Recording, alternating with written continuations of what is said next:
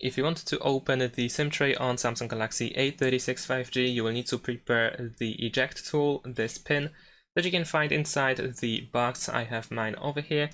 And now we need to take a look at the bottom of the phone, because over here we have the SIM tray, and we're gonna insert the pin, the eject tool, into this hole.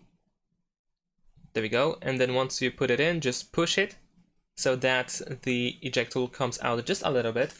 And once it comes out, you want to use your fingers or fingernails in order to completely remove the SIM tray. There we go. This is how the SIM tray looks like.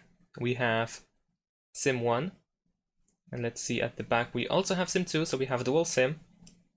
And now we can insert the SIM card into the SIM slot. We need to match the slot, the shape over here in the top right now.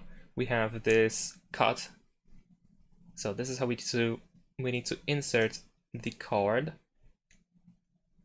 And unfortunately, as SIM trays usually look like in the case of Samsung phones, it is pretty loose, so we have to be careful when we put it back in or when you try to rotate. I'm gonna also show you how to insert the second SIM.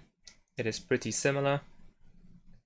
So just match the shape, and there we go. And like I said, it is actually really loose, so we need to keep holding it like that so that we don't drop these SIM cards. So now we need to put it back in. Unfortunately, I have to rotate it because I have it wrong side. There we go.